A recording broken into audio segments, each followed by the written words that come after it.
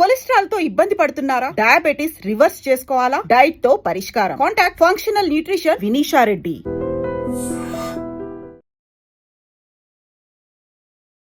దేశ రాజకీయాల్లో ఒక ఫైర్ బ్రాండ్ గా పేరు తెచ్చుకున్న రేణుకా చౌదరి జూబ్లీ హిల్స్ బై ఎలక్షన్ లో మీరు కూడా one of the star campaigner. అవును, ఒక 40 మంది ఉన్నాం దాంట్లో, గుంపులో గోవింద.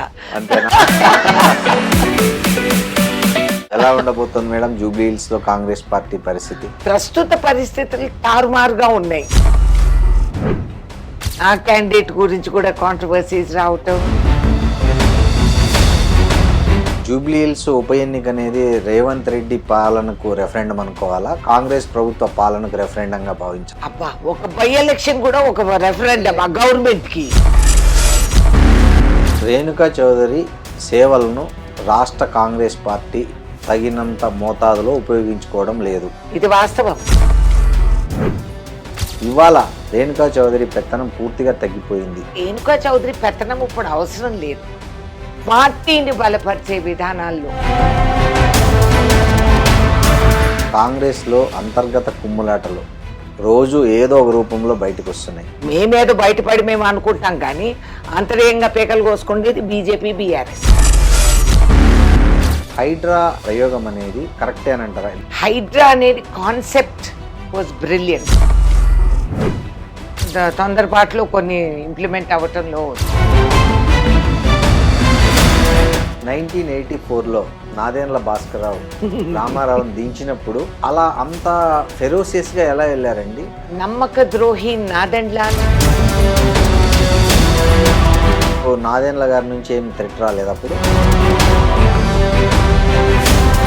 తర్వాత మిమ్మల్ని ఎన్టీఆర్ పిలిపించి ఏం మాట్లాడారు? ఆయన 3 సార్లు నాకు చెప్పి పంపించారు. సార్ ఫైల్ ఇంటికి వచ్చింది, నందమూరి గారు గ్రీన్ ఇంక్తో రాశారు దాన్ని. 2004లో యూపీఏ గెలిచిన తర్వాత మీరంతా సోనియా గాంధీ ప్రధాని కావాలి, కానీ ఆమె అనూహ్యంగా అక్కడ మన్మోహన్ సింగ్ ను ప్రతిపాదించారు. Isn't that great? పార్లమెంట్ లో ఆమె పక్కన మీరు ఏడుస్తూనే ఉన్నారు, ఆమెతో ఏదో మాట్లాడుతూనే ఉన్నారు. ఏం మాట్లాడారు ఆ రోజు? అందరు అనుకున్నప్పుడు మీరు ఎందుకు వద్దన్నారు? ఏం చెప్పారు సోనియా గారు? మన్మోహన్ సింగ్ ను కాకుండా రాహుల్ గాంధీని కూడా చేసే అవకాశం ఉంది. ఆమె చేయలేదే. ఎందుకు? ఎందుకంటే షీ థాట్. నమస్తే, welcome to open talk with Roddam Srinivas. ఇవాల్టి మన స్పెషల్ గెస్ట్ ఎవరో కాదు, తెలుగు రాష్ట్రాల్లోనే కాదు దేశ రాజకీయాల్లో ఒక ఫైర్ బ్రాండ్గా పేరు తెచ్చుకున్న రేణుకా చౌదరి మనతో ఉన్నారు. నమస్తే మేడం. నమస్తే. ఏంటి మేడం, ఈ జూబ్లీ హిల్స్ బై ఎలక్షన్ లో మీరు కూడా one of the star campaigner. అవును, ఒక 40 మంది ఉన్నాం దాంట్లో, గుంపులో గోవింద. అంతేనా?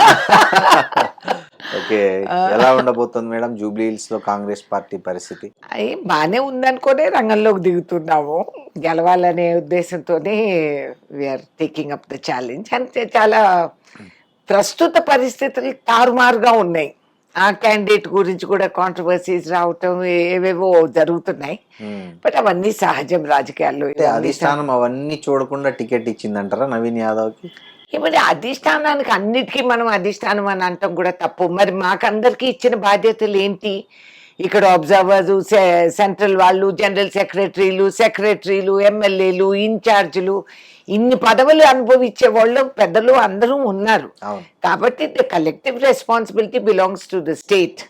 అన్నిటికీ అధిష్టానం అంటే ఎట్లా? మేము వేసిన పేర్లు ఏదో పెట్టి టిక్కు పంపిస్తాం అంతకు తప్పితే వాళ్ళు వచ్చి ఎలా తెలుసుకుంటారు చెప్పండి? యావత్ భారతదేశం చూస్తూ ఒక సైడ్ మాకు బీహార్ ఎలక్షన్స్ ఉన్నాయి. సో అవన్నీ చూసుకోవాల్సి వస్తుంది. ఒక బై ఎలక్షన్కి అధిష్టానం అని అంటాం అనవసరం. అంటే మీరు ఏమని ప్రచారం చేయబోతున్నారు జూబ్లీ హిల్స్ లో? అంటే ఇప్పుడు మీరు ఆల్రెడీ 6 గ్యారంటీలు ఇచ్చారు ఎన్నికలకు ముందు.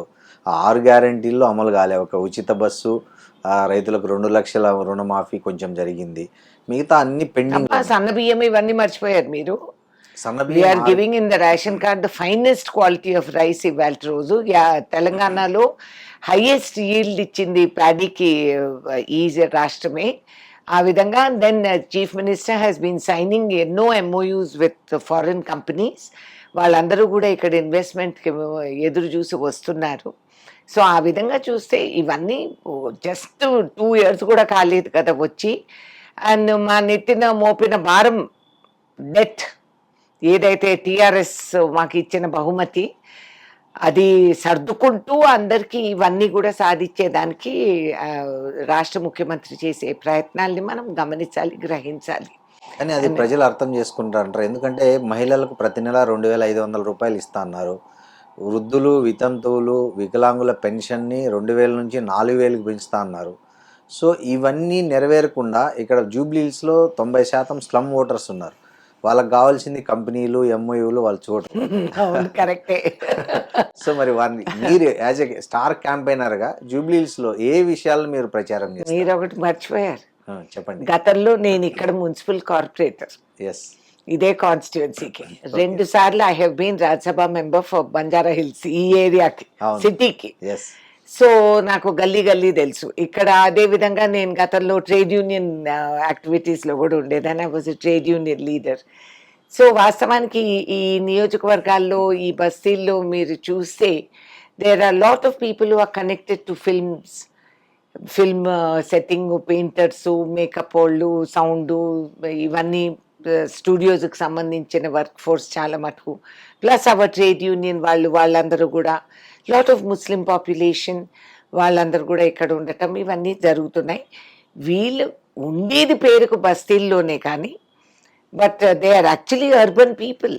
వాస్తవానికి తమిళనాడు తర్వాత బహుశా Telangana is one of the most urbanised states. మనకు ఆ టిపికల్ ఓల్డ్ రూరల్ పావర్టీస్ అవన్నీ మీకు ఇక్కడ కనపడవు. ఎందుకంటే ఆ కటుకు పేదరికం ఏదైతే ఉండేదో ఒకప్పుడు మనం చూసేవాళ్ళం. మున్సిపల్ బిన్స్ దగ్గర చిరిగిపోయిన బట్టలతో ప్రజలు తిరిగేవాళ్ళు, చెప్పులు లేకుండా. ఆ పరిస్థితి లేదు. There has been some development. ప్రతి పిల్లవాడు రైట్ టు ఎడ్యుకేషన్ ఇచ్చింది కాంగ్రెస్ పార్టీ కదండి. కూలికి వెళ్లకుండా స్కూల్కి వెళ్తున్నారు ఈ కాలం పిల్లలు. అండ్ పై చదువులకి వాళ్ళందరూ కూడా ఎగబడుతున్నారు. అదేవిధంగా మీరు గమనిస్తే చిన్న ట్రేడ్ స్కిల్ పీపుల్ అందరూ కూడా ఈ బస్తీల్లోనే ఉంటారు. అండ్ వాళ్ళ clientele are the bungalow people. So ఆ విధంగా there is different psychology in Banjara Jubilee Hills. ఈ ఏరియాస్లో స్లమ్ వాళ్ళు ఆ విధంగా చూడరు. They are secure in many ways. So ఆ విధంగా మీరు అన్నట్లు ఇప్పుడు అట్లా అనుకుంటే రాష్ట్రం అంతా కాంగ్రెస్ వచ్చింది, బట్ ఇక్కడ జూబ్లీహిల్స్లో బీఆర్ఎస్ వచ్చింది. అవి వస్తాయి. మాకు ఇక్కడే కాదు, మాకు గమనిస్తే మీరు మాకు జిహెచ్ఎంసి ఏరియాల్లో కొంచెం మేము తగ్గాము. అన్డౌటెడ్లీ అది మాకు సెట్ బ్యాక్. అంటే అది నూతనంగా అప్పుడు వచ్చినప్పుడు ఇంకా బ్యాక్లాగ్ అలాగే మొమెంటం అలాగ వచ్చింది. But I think I'm very confident that ఈ వాతావరణం మారుతుంది అనేది. ఇప్పుడు ఈ జూబ్లీహిల్స్ ఉప ఎన్నిక అనేది రేవంత్ రెడ్డి పాలనకు రెఫరెండం అనుకోవాలా, కాంగ్రెస్ ప్రభుత్వ పాలనకు రెఫరెండంగా భావించాలి? అబ్బా, ఒక బై ఎలక్షన్ కూడా ఒక రెఫరెండం గవర్నమెంట్ కి 2 ఏళ్ళు అయిందండి. అబ్బాయ్యా, నథింగ్ అండి. వాట్ ఇస్ 2 ఏళ్ళు? నథింగ్. ఇంకా 2 కంప్లీట్ అవ్వలేదు మాది. నెక్స్ట్ మంతే. నథింగ్. అది రెఫరెండం ఇట్స్ బై ఎలక్షన్ లో వస్తాయి పోతాయి, అవి వేరే మాట. బట్ వీఆర్ వెరీ కాన్ఫిడెంట్ మేము గెలుస్తాం అనేది మా ధీమా. ఎలా అనేది మేము అడుగుతున్న ప్రశ్న. అదే మీరు మమ్మల్ని అడిగితే ఓట్ అంటే అడగండి, మేము చెప్తారు, వాళ్ళు చెప్తారు. రేపు మేము గెలిచి వచ్చిన తర్వాత మీకు అర్థమవుతుంది that what are the conditions by which we have won అని చెప్పేది. అండ్ ద క్యాండిడేట్ ఆల్సో ఇక్కడ లోకల్ మనిషి, వాళ్ళ ఫాదర్ నాకు బాగా తెలుసు. అండ్ గతంలో మేము ఇంటరాక్ట్ అయిన వాళ్ళమి. అండ్ హీ హ్యాస్ కొంచెం మంచి పట్టుంది. Last time this candidate contested also మీరు చూస్తే తనకు ఆల్మోస్ట్ ఒక 30,000 votes పడ్డాయి. తను ఎంఐఎం తరఫున పోటీ చేసినప్పుడు సెకండ్ వచ్చారు. మరి ఇప్పుడు కూడా ఎంఐఎం సపోర్టింగ్ కదా, చేసినప్పుడు థర్డ్ వచ్చారు. న్యాచురలీ ఆ రోజులు పోయినా ఇండిపెండెంట్ గా నిలబడి గెలిచే వాతావరణం మారిపోయింది ఈ కాలం. బట్ మీరు గమనిస్తే ఇప్పుడు ఎంఐఎం ఇస్ సపోర్టింగ్ కదా, కానీ MIM is also supporting him. So ఆ విధంగా బీఆర్ఎస్ ఏం ప్రచారం చేస్తుందంటే ఒక రౌడీ షీటర్ని తెచ్చి క్యాండిడేట్ గా నిలబెట్టారు. ఒక రౌడీ షీటర్ వచ్చి మీకు ఏం చేస్తాడు, అభివృద్ధి చేస్తాడా, ఇక్కడ లోకల్గా ఉన్న ఎమ్మెల్యే అది కూడా అనారోగ్యంతో చనిపోయినప్పుడు వాళ్ళ భార్యను మనము ఎన్నుకోవడం అనేది సాంప్రదాయం కదా అని బీఆర్ఎస్ కూడా ప్రచారం చేస్తుంది. బీఆర్ఎస్ ఎందుకు చేస్తుందో తర్వాత నేను చెప్తాను. చెప్పండి. దాంట్లో అసలు రహస్యం ఏమిటో నేను చెప్తాను. ఇంత ప్రేమ వాళ్ళకి ఆ బీఆర్ఎస్ క్యాండిడేట్ మీద ఒలికిపోవటం ఎందుకు అని అంటే ఆయన వాళ్ళకి చాలా ఉపయోగపడ్డాడు. ఎంతో వాషింగ్ చేసి పెట్టారు వాళ్ళ కోసం. కాబట్టి బీఆర్ఎస్ ఇవాళ ఇవన్నీ చెప్పనక్కర్లేదు. సాంప్రదాయమే కరెక్టే, ఒక విడో పోటీ చేయటం, people will defend and election is election. దాంట్లో అన్ని రకాల వర్గాలు దిగుతాయి, పోటీ చేస్తారు. ఆయన ఏ రకంగా ఉపయోగపడ్డారండి? ఆయనకు చాలా లాండరింగ్ చేశారండి. ఆయన హీ వాజ్ వెరీ కేర్ఫుల్. ఆయన చాలా చక్కగా వాళ్ళందరినీ చూసుకున్నారు. Gopi garu was very useful for all of them. I also know Gopi garu. ఇక్కడ మా ఇంటికి వచ్చేవారు. And he was a nice man. నేను బ్యాడ్ అని నేను అన్ను. అండ్ ఇట్స్ న్యాచురల్ ఆయన హఠాత్తుగా ఆ విధంగా పోవటం అండ్ ఆయన విధు పోటీ చేయటం. But an election is an election. ఆ విధంగా చూస్తే మన రాష్ట్రంలో ఆ రోజుల్లో నందమూరి తారక రామారావు గారు, పివి నరసింహారావు ఈజ్ తెలుగు బిడ్డ అని చెప్పి ఆ election, but we fought Vijayabhaskar Reddy గారు. తర్వాత రాటిఫైయింగ్ ఎలక్షన్ వచ్చినప్పుడు మేము వదలలేదు. You have to fight. That's part of the system. అంతే. అంతా యునానిమస్గా వదిలేద్దామంటే అందరూ కూర్చోవాల్సింది. వాళ్ళు ఎవరు కదిలించలేదే. బీఆర్ఎస్కి అంత ప్రేమలో లేకపోతే వాళ్ళు వచ్చి అడిగింటొచ్చు కదా మమ్మల్ని. They could have approached, sir ఆమె ఇట్లా ఇది ఓన్లీ 3-year టర్మ్ కాబట్టి ప్లీజ్ కన్సీడ్ అని చెప్పి అడగొచ్చు కదా, మాట్లాడించవచ్చు, సంప్రదించవచ్చు. మరి అదేం చేయలేదే. అదేం చేయకుండా ఇవాళ కోతలు కూసేస్తే అది అయిపోతుంది అనుకుంటే అది వాళ్ళ భ్రమ. రేణుకా చౌదరి సేవలను రాష్ట్ర కాంగ్రెస్ పార్టీ తగినంత మోతాదులో ఉపయోగించుకోవడం లేదు. కరెక్టే, ఇది వాస్తవం. ఎందుకు ఏమో నాకేం తెలుసు. ఎందుకు అడగాల్సింది వాళ్ళని, నన్ను అడిగితే ఎట్లా. నేను ఐఎమ్ రెడీ టు వర్క్. నేనేం చెప్పగలుగుతా ఎందుకు అంటే వాళ్ళు బహుశా నన్ను ఆమె కేంద్రానికి సంబంధించి I have better experience and hold there అని అనుకుంటారు. మరి ఏదో నాకు తెలియదు. So I'm not too sure. But what is there అని ఎందుకంటారు? మీలాంటి ఒక స్టార్ క్యాంపెయినర్ ని ఒక అన్ని క్యాంపెయినింగ్ కాదులే, మరి స్టార్ క్యాంపెయినర్ కి ఏం అక్కర్లేదు కానీ నేను, బట్ మిగతా డిపార్ట్మెంట్స్ ఐ హ్యాండిల్డ్. 40 ఏళ్ల రాజకీయ అనుభవం ఉంది. 3 సార్లు రాజ్యసభ, 2 సార్లు లోక్సభ, 3 సార్లు కేంద్ర మంత్రి పదవి చేపట్టారు. మున్సిపాలిటీ మీరు మర్చిపోయారు, municipal corporation first Banjara hills చేశారు.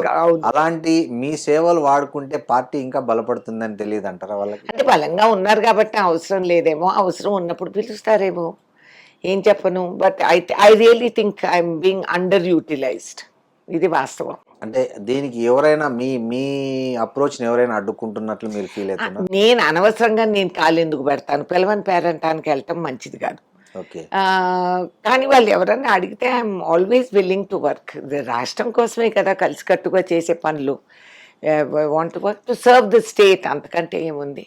ఇటీవల ఒక వార్త వచ్చింది జాతీయ మీడియాలో, రేవంత్ రెడ్డి పరిపాలన వల్ల కాంగ్రెస్ పార్టీ తెలంగాణలో తన ప్రభావాన్ని కోల్పోయే పరిస్థితులు ఏర్పడ్డాయి, ఇంకొకసారి అక్కడ గెలిచే అవకాశమే లేకుండా పోయిందని మల్లికార్జున ఖర్గే కొంతమంది తెలంగాణ ఎవరైతే ఆయన అనారోగ్యంతో బయటకు వచ్చిన తర్వాత పరామర్శించడానికి వెళ్ళినప్పుడు ఆయన చిట్చాట్లు అన్నట్లు ఒక జాతీయ మీడియా ప్రముఖంగా రాసింది.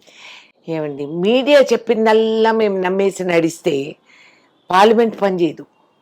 మేము పార్లమెంట్లో ఒక చట్టం ఉంది తెలుసా, unspoken, that we don't take newspaper reports there. We don't. చాలాసార్లు మేము పేపర్లో ఏదో రాసి ఉందని చూపిస్తాం. మీరు చెప్పండి నిజంగానే, రాజకీయాలు సరే అది పక్కకు పెడతాం, వాస్తవానికి మీడియా ఇవాల్టి రోజు స్ట్రైట్గా ఉందా? లేదు. నేను 8 పేపర్లు తెప్పించుకుంటాను. నేను ఫస్ట్ రైట్ వింగ్ పేపర్ ఏంటి, లెఫ్ట్ వింగ్ పేపర్ ఏంటి. Same thing with print media, same thing with visual media. మీడియాలోనే పర్సెప్షన్స్ వేరువేరుగా ఉంటుంది. ఖర్గే సాబ్తో నేను గంటలు కూర్చొని వచ్చాను. ఇప్పుడే వారికి పేస్ మేకర్ పెట్టిన తర్వాత మొన్న కలిసి వచ్చాను. ఒంటరిగా 1-to-1లో కూర్చున్నాను. చాలాసేపు మాట్లాడుకున్నాం. ఈ మాట ఈ ప్రసక్తి అసలు రానే లేదు, ఆయన అన్నే లేదు. నేను తెలంగాణ నుంచే కదా. సో ఆయన ఐఎమ్ సీనియర్ మోస్ట్. ఏదన్నా అట్లాడదా ఆయన అన్నింటే మేము ఐ కెన్ టెల్ అని నేను అంటాను కూడా. నేనేమంత డిస్క్రీట్గా డిప్లొమాటిక్గా ఊరుకుండే మనిషిని కాదు. కానీ ఆయన ఆ ప్రసక్తే రాలేదు, అసలు ఆయన ఆ మాట అన్నే లేదు. అండ్ ఐ డోంట్ థింక్ ఆయన హీఈస్ ద కాంగ్రెస్ ప్రెసిడెంట్.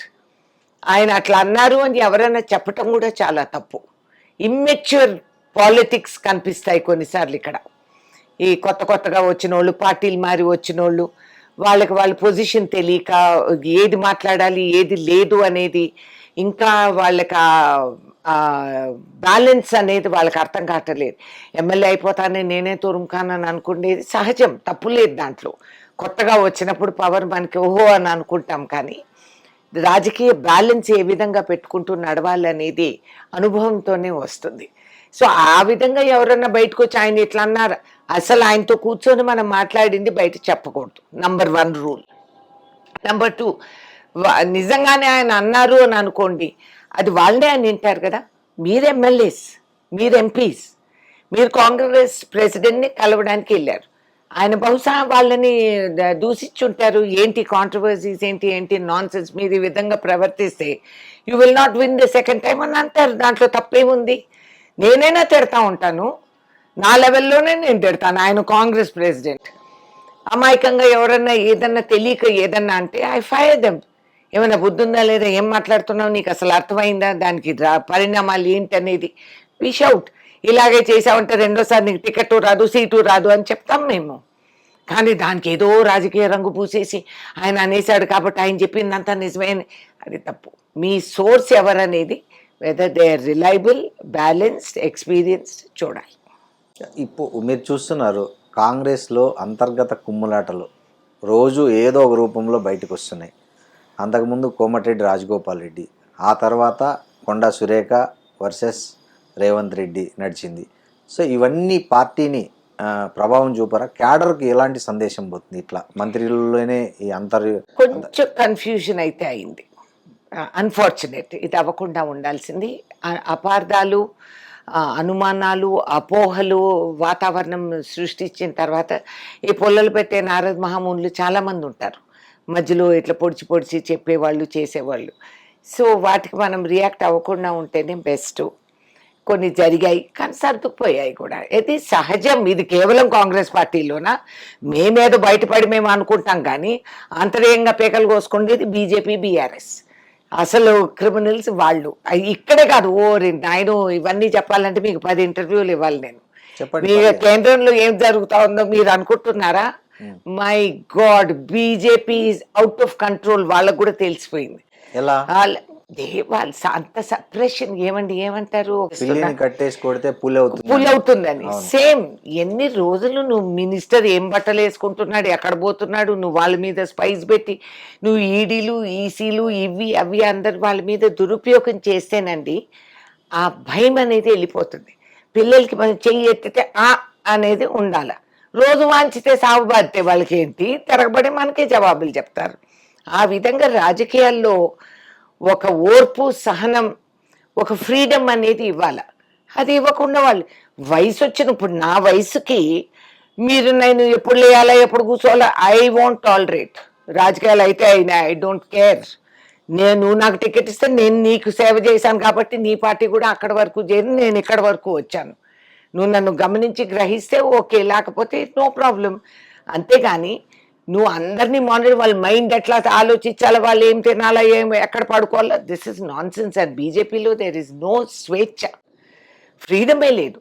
ఈ దేశానికి స్వాతంత్రం సంపాదించిన సమరయోధులకు వారసులు మేము గొప్పగా చెప్పుకుంటాం. వీళ్ళకి బానిసులుగా బతకాలని మేము పుట్టలేదు, రాబోము. అండ్ బీజేపీ డజంట్ అండర్స్టాండ్ వేదే ఫ్రీడమ్ ఫైట్లో ఎక్కడన్నా ఉన్నారా వీళ్ళు? లేని వాళ్ళు చరిత్రలో దుష్టులుగా ఉన్న వాళ్ళని పూజించి ఇవాళ వాళ్ళకి విగ్రహాలు కట్టి వాళ్లే హీరోలని చెప్పి గత చరిత్రని తుడిచివేసి రీవైండ్, రీప్లే అని ఎంతసేపు నిద్రలేసిన కాడ నుంచి కాంగ్రెస్ ఇది, కాంగ్రెస్ అది అని వాళ్ళు చెప్తూ ఉంటారు. Is it a realistic picture?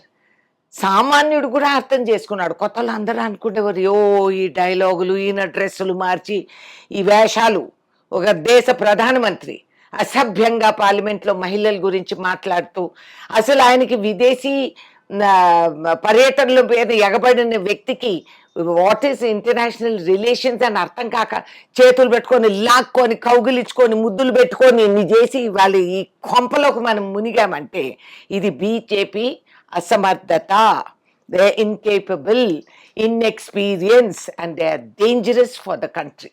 ఇది అనేది అందరికీ అర్థమైపోయింది. వాళ్ళే 2 సార్లు వరుసగా గెలిచి మూడోసారి కూడా ఏమండి గెలిచారు. ఎలక్షన్స్ మీకు తెలియందే ఉంది. ఇవాళ ఓటు చోరీ మీద వాస్తవాలు బయటకు వచ్చాయి. పిఎం ఫండ్ అన్నారు, ఆ డబ్బులు ఎక్కడ ఉన్నాయి? ఎలక్ట్రల్ బాండ్స్ అన్నారు, ఏమిటది? మరి మీరు మీడియా వాళ్ళు కూడా అడగరే. ఇవన్నీ వచ్చేటప్పటికి ఒక ఉనికి ఆయన ఏం చేస్తాడు, ఒక డైలాగ్ గట్టు ఇంకేదో డైరెక్షన్లో తిప్పేస్తాడు. మీడియా అంత బావు అని అటు వెళ్ళిపోతున్నారు. మరి వాస్తవం ఏంటనేది మీరు గ్రహించలేకపోతే ఎన్ని దోషాలు, ఎన్ని ఇవి వాళ్ళు కప్పిపెట్టి మభ్యపెట్టి ప్రజల్ని, ఈ డైలాగ్ బాజీ ఎవడో సినిమా వాడు రాసిస్తూ ఉంటాడు ఆయన కథలు అని చెప్తూ ఉంటాడు. వాస్తవంగా ప్రెస్ పెట్టాడా? ఒక్క ప్రశ్న ఇన్ని సంవత్సరాలు 11 సంవత్సరాలు రాజకీయ రంగ ప్రవేశం చేసిన తర్వాత బీజేపీ ఒక దేశ ప్రధానమంత్రి ప్రెస్ పెట్టరా? మీడియాకు జవాబు చెప్పరా?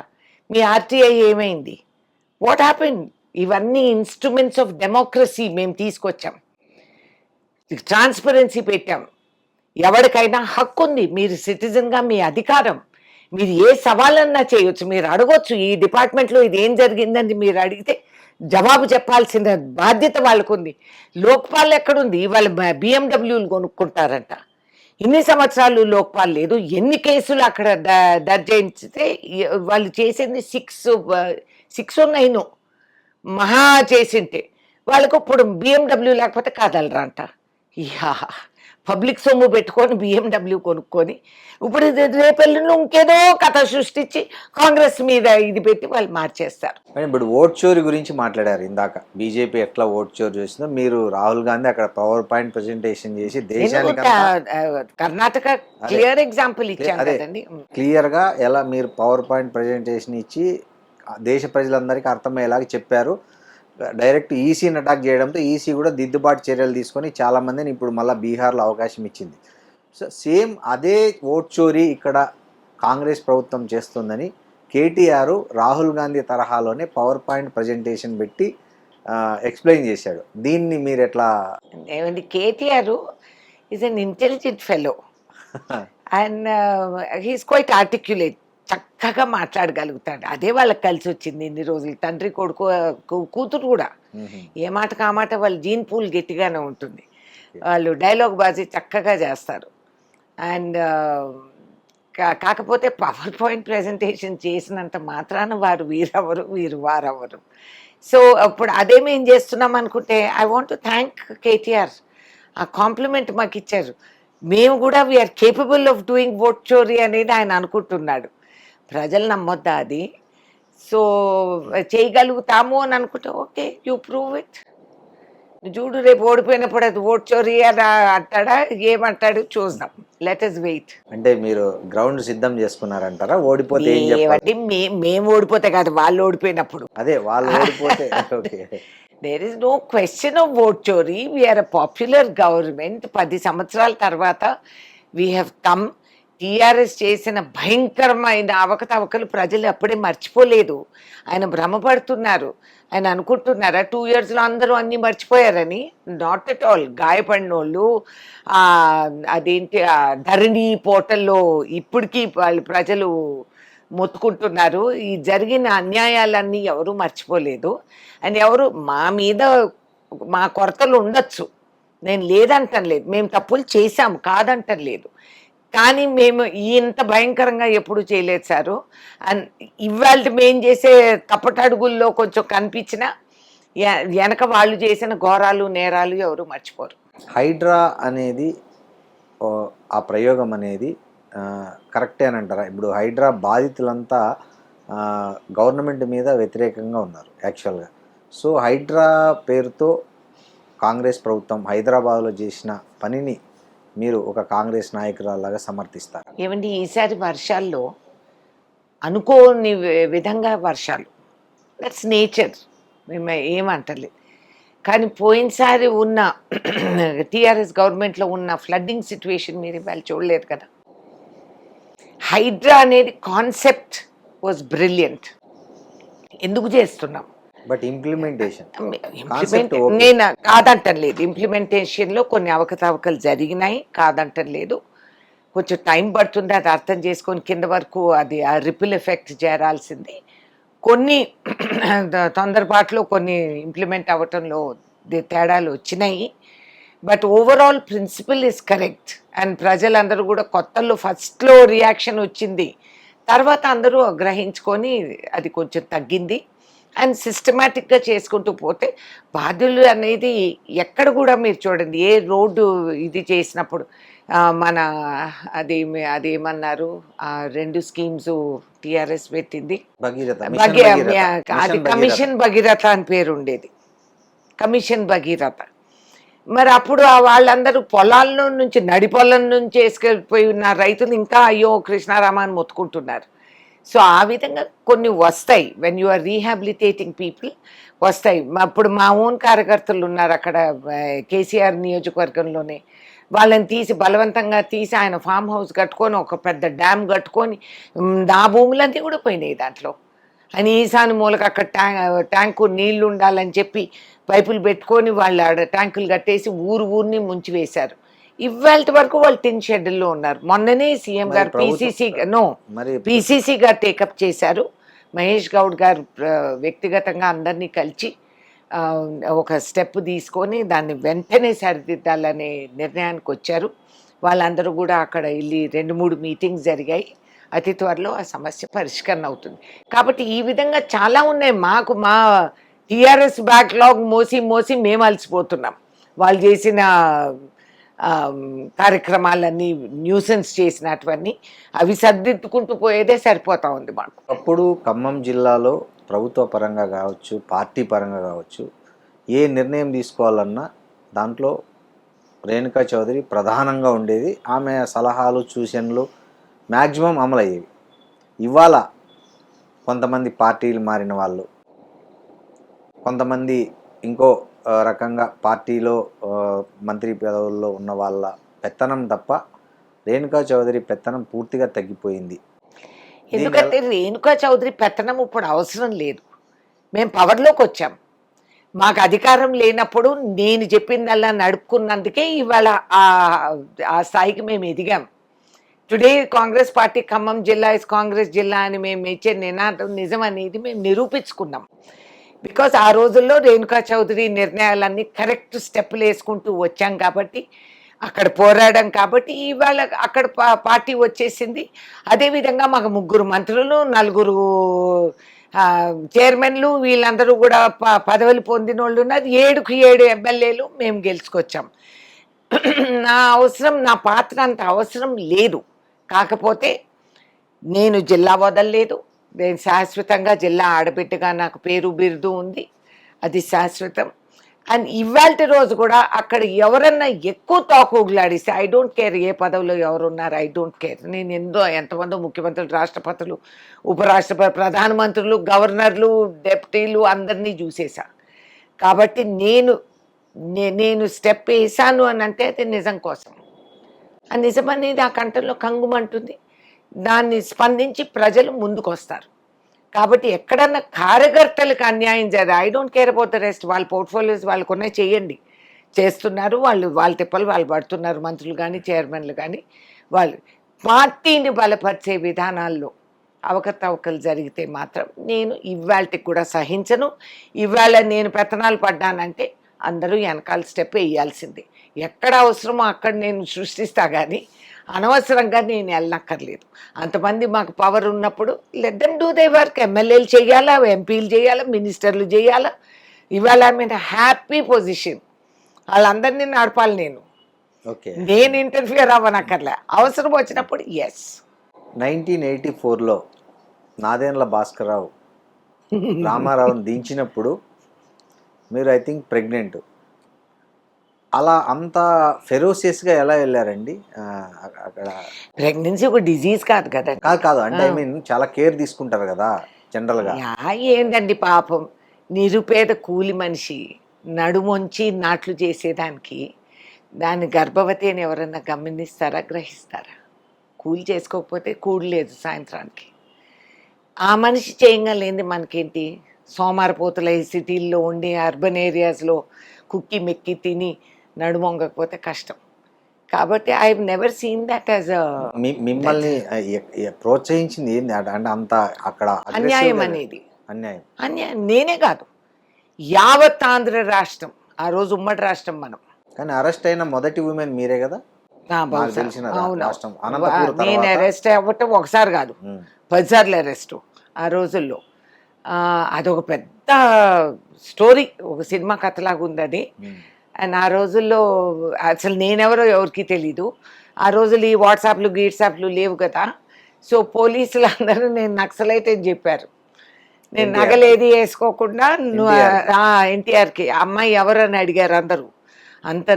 ఈ ఒక రాష్ట్ర ముఖ్యమంత్రి ఇవాళ తలుచుకుంటే నాకు కూడా ఆశ్చర్యంగా ఉంది. నా పిల్లలు ఇట్లాంటిది ఏదైనా చేస్తే వాళ్ళ కాళ్ళు ఎరగొడతా. కాకపోతే ఆ రోజుల్లో ఆ ఉద్రేకం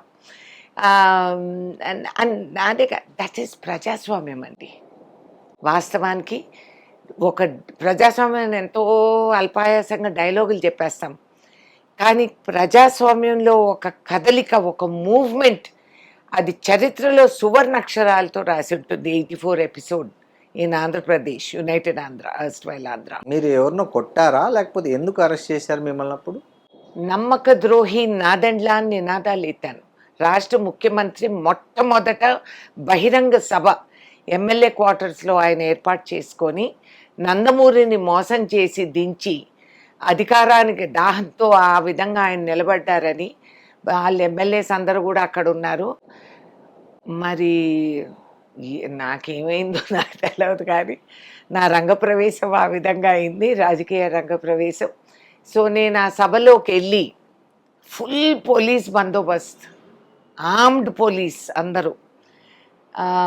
నాదెండ్ల భాస్కర్ రావు గారు, అంతకుముందు బగ్గిడి గోపాల్ అని ఒక ఆయన ఉన్నారు. ఆయన వెకిలిగా ఎన్టీఆర్ని ఇమిటేట్ చేస్తూ చాలా అసహ్యంగా ప్రవర్తించారు. అండ్ సరిగ్గా నాదెండ్ల గారు నిలబడేటప్పటికి ఇంకా నేను నినాదాలు ఇచ్చాను, నమ్మక ద్రోహి నాదెండ్ల అని. అది వెంటనే మీటింగ్ అంతా రచ్చ అయిపోయింది. నన్ను పోలీస్ అరెస్ట్ చేయటం జరిగింది. గేట్లు మూసేశారు, పోలీస్ జీప్ బయటకు వెళ్ళలేదు. నన్ను చూసి అంతకుముందు లోవర్ ట్యాంక్ బండ్ దగ్గర నేను చాలా పెద్ద మూవ్మెంట్ చేశాను. మీరందరూ ఇంకా చిన్నపిల్లలు, అప్పుడు మీకు తెలీదు. సో మేము ఒక 4-5 వేల మంది నందమూరి గారి ఇంటి ముందు సమావేశమై ఆయన నేను చాలా స్టైల్గా వాట్ ఈస్ ద పిఓఏ అన్నాను. పిఓఏ అంటే ఏంటన్నారు, ప్లాన్ ఆఫ్ యాక్షన్.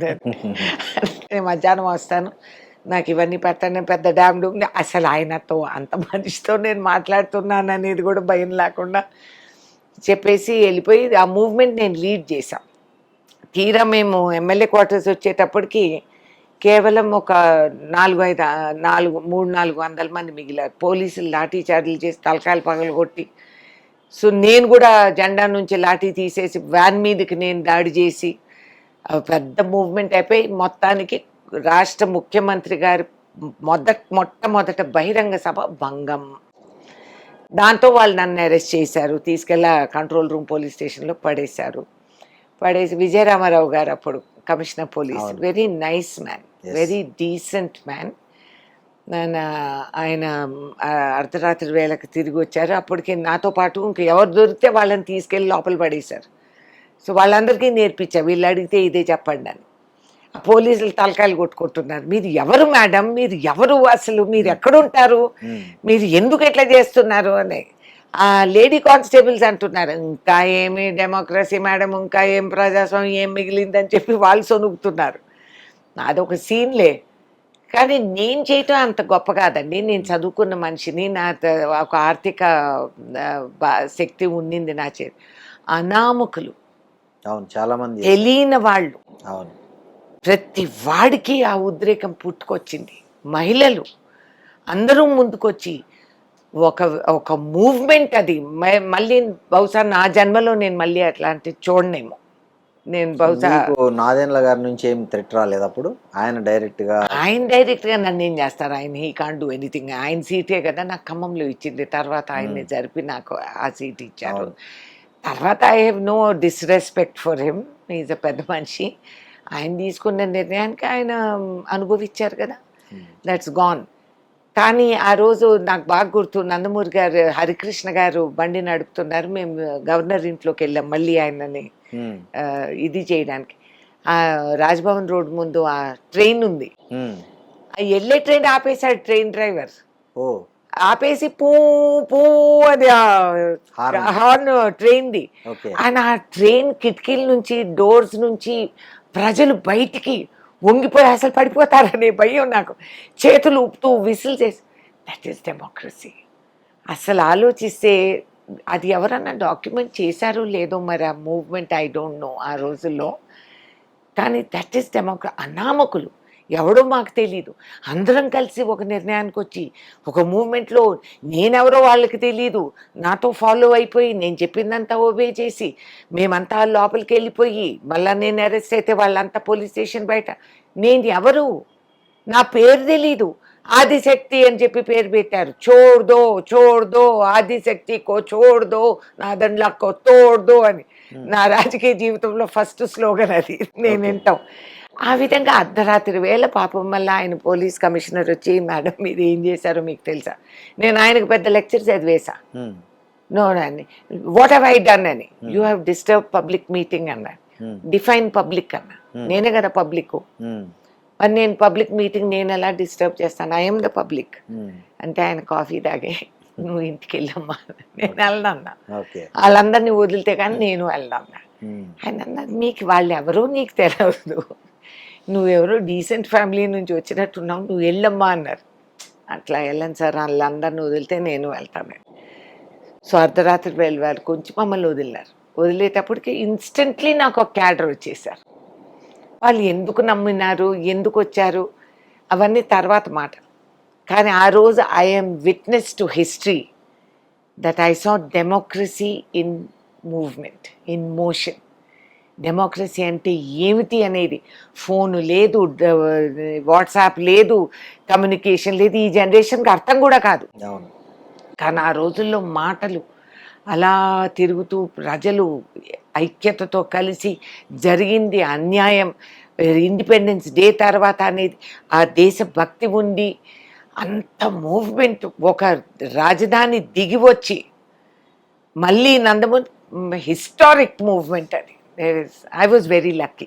అటువంటి సందర్భంలో నేను తర్వాత మిమ్మల్ని ఎన్టీఆర్ పిలిపించి ఏం మాట్లాడారు? ఆయన 3 సార్లు నాకు చెప్పి పంపించారు. నేను ఐ వాజ్ నాట్ ఇంట్రెస్టెడ్, నాకు రాజకీయాలు అక్కర్లేదన్న, అసలు నాకు ఇంట్రెస్ట్ లేదు నిజంగానే. ఎవరిని పంపించారు మీ దగ్గరికి? ముగ్గురు వచ్చారండి. నాకు ఫస్ట్ ఇంక్లింగ్ ఎప్పుడంటే రాజ్భవన్ నుంచి ఎన్టీఆర్ గారిని అక్కడ దించేసి ఆయన అందరూ కూర్చున్నారు హాల్లో, నేను మెల్లగా జారుకుంటున్నా. ఆయన మహేందర్ రెడ్డి గారు, హీ వాజ్ డీజీపీ, ఆయన వాళ్ళ పిల్లలు మాకు ఫ్రెండ్స్, సోషల్ ఫ్రెండ్స్. ఆయన నాకు సల్యూట్ చేసి, when am I going to salute you officially అని అన్నారు. దేనికన్నా నాకు అర్థం కాల. అంటే no I will salute you officially one day అని అన్నారు. నేనన్నా, నా కారు బయట పెట్టుకున్నాను సార్, అందరు ఎక్కి తొక్కుతారు దాన్ని, ఈ గుంపు నుంచి వెళ్ళి ఇంకా నా రోల్ అయిపోయింది, నేను I have to go home అనేది నేను అప్పటికి ఐఎమ్ ఎక్స్పెక్టింగ్. సో ఇంకా అక్కర్లేదు నాకు ఇవన్నీ వద్దులే బాబు అని చెప్పి నేను తప్పించుకొని వెళ్ళిపోయా. ఇంటికి వెళ్ళిపోయా, ఇంకా నేను పట్టించుకోలేదు అక్కడ ఏమవుతోంది ఏం లేదు. కానీ నా life long I will be indebted to G Narayanarao garu. He was the speaker ఆ టైంలో. Wonderful human being. అండ్ ఆయనను బద్రి విశాల్ పిట్టి గారు, వాళ్ళిద్దరూ కలిసి తిరిగేవాళ్ళు. అండ్ నందమూరి గారు 3 సార్లు చెప్పి పంపించినా నేను వెళ్ళలేదు. అంటే నా రోల్ ఏం లేదు, అయిపోయింది, మూవ్మెంట్ అయిపోయింది, సాధించాము, ఓవర్ అని చెప్పి నేను అనుకున్నాను. అండ్ నేను ఎక్స్పెక్టింగ్ అనేది ఎవరికి తెలియదు. సో వారు చెప్పి పంపించి ఒకసారి ఫైల్ ఇంటికి వచ్చింది. నందమూరి గారు గ్రీన్ ఇంక్తో రాశారు, దాంట్లో regional organiser minister level, car, జెండా, దండా ఇవన్నీ ఇచ్చారు ఫర్ ఎన్నో డిస్ట్రిక్ట్స్, 3 or 5 అప్పుడు అని అపాయింట్మెంట్ ఇచ్చారు మినిస్టేరియల్ లెవెల్. సరే, ఇంట్లో వాళ్ళందరూ నన్ను తిట్టి ముట్టి, నీకేమైనా పిచ్చా ఎర్ర, మన పిల్లలు పోలీస్ స్టేషన్లో ఏంటే బాబు, నీకు ఎప్పటి నుంచి రాజకీయాల్లో ఇంట్రెస్ట్ లేదంటే ఎవరు నమ్మరు. I didn't have interest. రోజు తిట్టేవాళ్ళు మినిస్టర్లు ఎయిర్పోర్ట్ కాడ అక్కడ వాళ్ళ కార్లు అడ్డం ఉంటే. సో రోజు తిట్టేదాన్ని, మాకు మిలిటరీ అలవాట్లు. అవును. So I never care. But వాళ్ళందరూ అన్నారు, బాబో నువ్వు ఒక చోట కూర్చో అమ్మ తల్లి, నువ్వు అట్లీస్ట్ రోజు నిన్ను పోలీస్ స్టేషన్లో ఎత్తుక్కోలేక చచ్చిపోతున్నావని. So okay it's a job అన్నట్టు నేను జాయిన్ అయ్యా అంతే.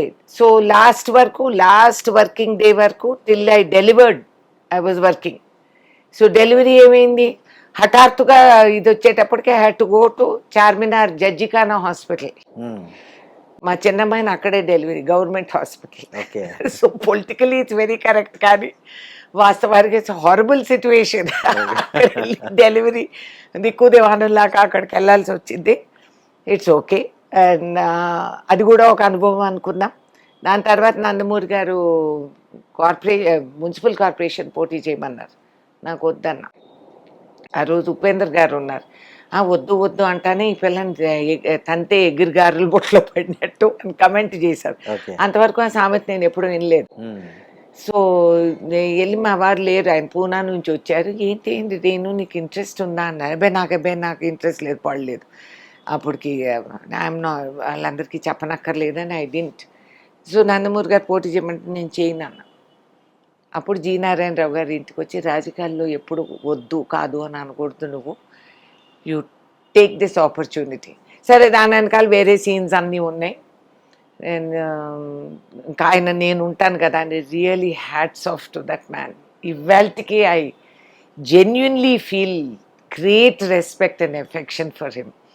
అండ్ ఆయన గైడ్ చేస్తూ నన్ను ఆ ఓల్డ్ సిటీలో రైట్స్ అయినా నన్ను తోడు తీసుకెళ్ళి, నేను అందరికంటే యంగెస్ట్, కానీ ఆయన అంత ఓర్పు సహనంతో నన్ను గైడ్ చేసి ఐ వాజ్ లక్కీ. అటువంటి పెద్ద మనుషులందరూ నన్ను బద్రి విశాల్ పిట్టి గారు కూడా నాతో పాటు, వాళ్ళిద్దరూ నేను వాళ్ళకి శిష్యురాల్ని, ఎన్నో we covered together. And then election అప్పుడు 100 సీట్లలో I won, పార్టీ ఓడిపోయింది.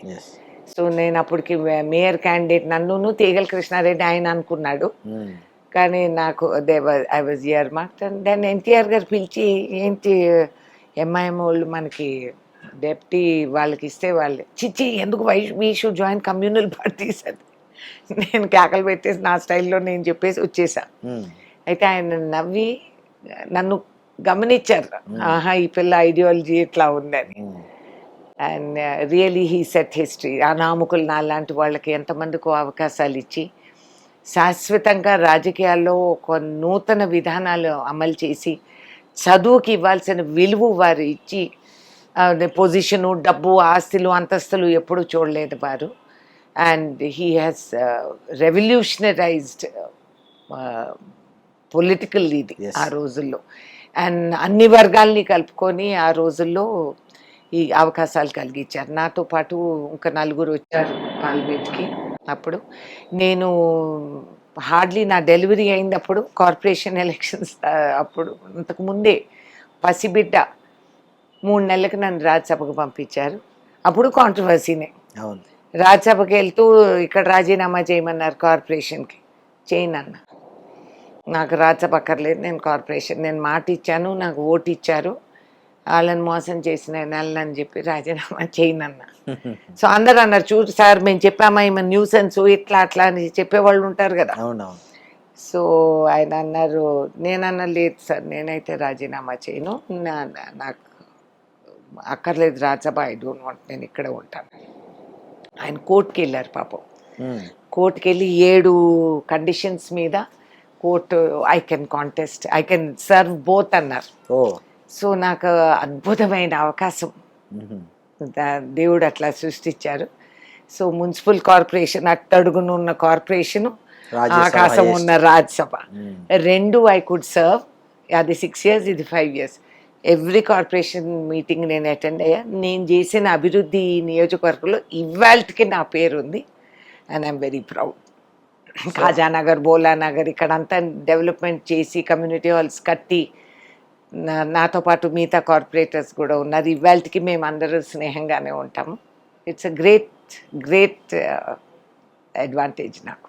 2004లో యూపీఏ గెలిచిన తర్వాత నాకు ఇంకా బాగా గుర్తు, పార్లమెంట్లో ఆ రోజు పెద్ద సీన్ జరిగింది. అందరూ మీరంతా సోనియా గాంధీ ప్రధాని కావాలని. మేం కాదు, అదే యావత్ భారతదేశం భారతదేశం కావాలని. కానీ ఆమె అనూహ్యంగా అక్కడ మన్మోహన్ సింగ్ ను ప్రతిపాదించారు. Isn't that great? కానీ మీరు పార్లమెంట్లో ఆమె పక్కన ఏడుస్తూనే ఉన్నారు. నేను ఆ సీన్ లైవ్లో చూశాను, నాకు ఇప్పటికీ గుర్తుంది. మీరు ఏడుస్తూనే ఉన్నారు, ఆమెతో ఏదో మాట్లాడుతూనే ఉన్నారు. అసలు ఏం మాట్లాడారు ఆ రోజు, ఏం జరిగింది? ఆవిడ్ని నేను అడిగా, అందరు అనుకున్నప్పుడు మీరు ఎందుకు వద్దన్నారని. ఏం చెప్పారు సోనియా గారు? Really it's great. ఆవిడ అనింది, నాకు వీళ్ళు ఎవరో నాకు బాగా తెలుసు, రేపటి నుంచి ఆ నాముకుల్ని అమాయకుల్ని వాళ్ళు బలి చేసి అది నా గడప కాడ పెడతారు, నేను అయినందుకు వాళ్ళని చంపేశారు అనేది అంటారు, నన్ను విదేశీగానే భావిస్తారు. అప్పుడు నాకు అనిపించింది, ఆమె మా అందరికంటే ఎక్కువ ఇండియన్. ఎస్, ఆమెకి గంజం అంజయ్ గారు చెప్పగలుగుతారు మనకి. ఆమెకి టెక్స్టైల్ గురించి ఎంత తెలుసు, హ్యాండ్లూమ్, ట్రైబల్ హిస్టరీ, దేశం. ఇందిరాగాంధీకి కోడలుగానే కాకుండా అసలు వారసత్వం తనకే ఉంది అని తను ఎన్ని నేర్చుకొని ఎంత సాంప్రదాయాలన్నీ కూడా అమలు చేసే ఉన్న వ్యక్తి. తనకి నాకు పదవీ వ్యామోహం లేదు. నాకు పదవీ వ్యామోహంతో నాకు పదవి కావాలని కాదు. రేపటి నుంచి అనామకుల్ని చంపేస్తారు, ఒక రైట్స్ తయారు చేసి. అంటే బీజేపీ చేసే ఈ ఆందోళనకు భయపడి ఆ రోజు ఆమె ఏం భయపడలేదు. అదే మీకు ఒకటి గుర్తు చేస్తున్నా, రాజీవ్ గాంధీ గారు మరణ తర్వాత వారు కదం తొక్కి బయటికి రాలేదు. ఏం అక్కర్లేదని 7 సంవత్సరాలు ఆమె ఆ అరణ్యవాసంలో ఉండిపోయింది, రాజకీయ అరణ్యవాసంలో. తర్వాత కాంగ్రెస్ పార్టీ అనే ఒక పార్టీ, మేమంతా స్వార్థపరులమే, వెళ్ళి మా ఉనికి కాపాడుకునేదానికి ఆమెని బలవంతంగా బయటికి తీసుకొచ్చాము. అప్పుడు కూడా వారు అన్నారు, ఈ పార్టీ కోసం మా కుటుంబంలో అంతమంది అమానుషంగా చనిపోయి అన్ని లోటులు మేము అనుభవించి ఇవాళ ఒక్కొక్కరు మెల్లగా చల్లగా జారిపోయి వేరే పార్టీల్లోకి వెళ్ళిపోతున్నారంటే బాధ కలిగి ఇక విధి లేదు అని చెప్పి ఆవిడ బయటకు వచ్చి ముందుకు వచ్చింది. And she went on to be one of the finest Congress presidents, longest serving Congress president. ఆమె అందరి ఇవాళకి కూడా సోనియా గాంధీ గారికి ఉన్న గౌరవం అందరూ ఎక్సెప్ట్ దేశ ప్రధానమంత్రి who does not no how to respect women, అది వదిలేయండి, గాడిదకి ఏం తెలుసు గంధం వాసన అన్నట్టు. వాట్ కెన్ బి సే? ఆయన ఇంట్లో మహిళను కాపాడలేని వాళ్ళు మమ్మల్ని గౌరవిస్తారనేది మాకేమా భ్రమ లేదు. కాబట్టి వాజ్పేయి గారు అందరూ use to respect her, all political parties. Manmohan Singh ను కాకుండా రాహుల్ గాంధీని కూడా చేసే అవకాశం ఉండే, ఆమె చేయలేదు. మరి ఎందుకంటే she thought Manmohan Singh was the correct choice and he was.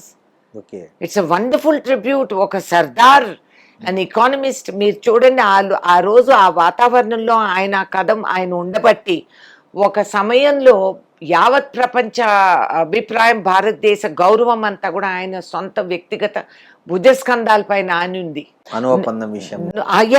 On the nuclear treaty. ఇవాళ భారతదేశం ఈయన డబ్బాలు కొట్టుకుంటుంటాడు స్పెల్లింగ్ రానోడు, అది వేరే మాట. బట్ వాస్తవానికి it was Manmohan one of the finest economic minds in the world. ఆయన అంటే గౌరవించి అందరూ అసలు నిలబడేవాళ్ళు, యావత్ ప్రపంచంలో ఉన్న పెద్ద పెద్ద మనుషులందరూ. అసలు ఆ గౌరవానికి వెళ్ళి కౌగులించుకుంటే రాదు సార్. ఇంకొకటి, అక్కడ సోనియా గాంధీకి ఇలా జరుగుతుందని అప్పుడు ఎవరు చెప్పారు? ఏది జరుగుతుంది? విదేశీ అంటారు, విదేశీ ముద్ర వేస్తారు. ఏమండి, రోజు అనేవాళ్ళు కదండి, ఆడవాళ్ళని అనడానికి ఎంతసేపు అండి. ఒక స్పెక్యులేషన్ ఉంది రాజకీయ వర్గాల్లో. అప్పుడు రాష్ట్రపతిగా ఉన్నటువంటి అబ్దుల్ కలామే సోనియా గాంధీకి ఈ ఇన్ఫర్మేషన్ ఇచ్చారు. నాన్సెన్స్. ఆమె అంతకు ముందు కూడా ఎప్పుడు నాకు వద్దు అనే ఉన్నారు. ఏమంటే 7 సంవత్సరాలు బతక చనిపోయిన, నిజంగా అధికార దాహం ఉండింటే అప్పుడే ఆమె అడుగు పెట్టేసి వీడియోగా బోల్డ్ అంత సింపతి వచ్చింది. నడి బజార్లో అమానుషంగా ఆమె హస్బెండ్ని హత్య చేశారని బోల్డ్ అంత సింపతి వచ్చింది. లేదే, కాదన్నారే, ముందుకు రాలేదే. నాకేం అక్కర్లేదు, నేను నా కుటుంబం అని చెప్పి వాళ్ళు పక్కకున్నారు. రాజీవ్ గాంధీ అందుకోవాల్సిన అవసరం వచ్చినప్పుడే ఆమె వద్దని మొత్తుకున్నారు, వెక్కి వెక్కి ఏడ్చారు.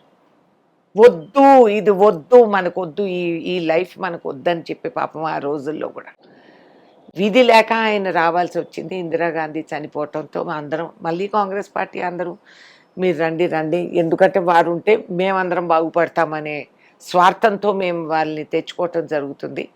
ఆ తర్వాత 7 సంవత్సరాలు she never stepped out and ప్రధానమంత్రి అవ్వాలి ఆవిడకి అసలు ఇంట్రెస్టే లేదు. That's a bluff. ఆమె ముందు నుంచి మన్మోహన్ సింగ్ గారిని గమనించి హీఈస్ ద కరెక్ట్ మ్యాన్ ఆవిడ దృష్టిలో, and it was the correct choice. ఇప్పుడు ముందే వీళ్ళందరూ చెప్పారా? గాంధీ ఫ్యామిలీ అని ఎప్పుడు డబ్బాలు కొడుతూ ఉంటారు. అసలు చదవిస్తే ఉన్నమతి పోయినట్టు. వీళ్ళకి చదువు ఉంటే కదా దొంగ సర్టిఫికెట్లు తీసుకొని పార్లమెంట్కి వస్తే అది చదువు కాదు సార్, అది ఫోర్జరీ. ఎస్. కానీ అది పెట్టుకొని ఇంకా దేశ చరిత్ర అంతా మార్చేసి రీవైండ్ రీప్లే ఇష్టం వచ్చినట్టు హిస్టరీ పుస్తకాలు మార్చేసినంత మాత్రాన నిజంని కంఠాన్ని నొక్కి వేయలేరు. That is a fact. Renuka Chowdhury Sonia Gandhi ఫ్యామిలీకి అత్యంత సన్నిహితురాలు అని మీరు అంటున్నారు. మేమనేది కాదు, ఎందుకంటే మీరు అంటే పార్లమెంట్లో మీరు ఆమెతో మాట్లాడేది చూసినా, ఆమె మీతో ఆత్మీయంగా ఉండేది చూసినా ఎవరికైనా ఆ ఫీలింగ్ కలుగుతుంది. అది ఆమె గిఫ్ట్ అండి. అలాంటి ప్రతి ఒక్కరితో అలాగే ఉంటారు ఆవిడ. సీఎం అయ్యే అవకాశం ఉందా కాంగ్రెస్ పార్టీలో? ఏమండి, సీఎం అయ్యేది నేను అనుకుంటే మీరు అనుకుంటే అయ్యేది కాదు. ఇక్కడ రాసి ఉంటే అవుతారు, అంతేనా? లేకపోతే అవ్వరు. అంటే ప్రయత్నం అంటూ ఐఎమ్ వెరీ లేజీ పాలిటీషియన్. అట్లా వాటిలో నాకు ప్రయత్నాలు, నాకు టైం లేదు, నాకు ఇంట్రెస్ట్ అంతకంటే లేదు. అంటే మీకు జేఎన్టీయూలో ఒక ఆర్ట్ గిఫ్ట్ గా ఇచ్చారు, సీఎం చైర్ ను మీరు పట్టుకున్నట్లు. సో దట్ మీన్స్ మీ మీడియా వాళ్ళు మీరందరూ ఊహించుకుంటూ ఉంటారు. అంతేనా? It's okay, I'm very happy. Okay. నన్ను ఆ స్థాయికి నేను కేపబుల్ అనేది అనుకొని నన్ను అందరూ అనుకుంటే I'm very happy, I'm proud. ఒక సీఎం లెవెల్ క్యాండిడేట్ నేను అని మీరు అనుకుంటే thank you for the complement. అంటే మీకేం తక్కువ ఉందండి? మీరు తక్కువ, నేషనల్ ఎక్కువ పాలిటిక్స్ లో, కాదు. స్టేట్ పాలిటిక్స్ లో, హిస్టరీలో అన్నిట్లో మీరు బాగా దూసుకుపోతున్నారు కదా. ఈవెన్ ఇప్పుడు ఇవాళ పార్లమెంట్ లో మెజారిటీ వాయిస్ ఎవరిది ఉంది కాంగ్రెస్ పార్టీ నుంచి అంటే మీదే ఉంది ఆల్మోస్ట్ ఆల్, ఏ ఇష్యూ మీదైనా. మొన్న సిఐఎస్ఎఫ్ దా ఏదో ఇష్యూ అవును, అప్పుడు కూడా మీరే పెద్ద అవునండి. పార్లమెంట్ లో సిఐఎస్ఎఫ్ రావటం ఏంటి?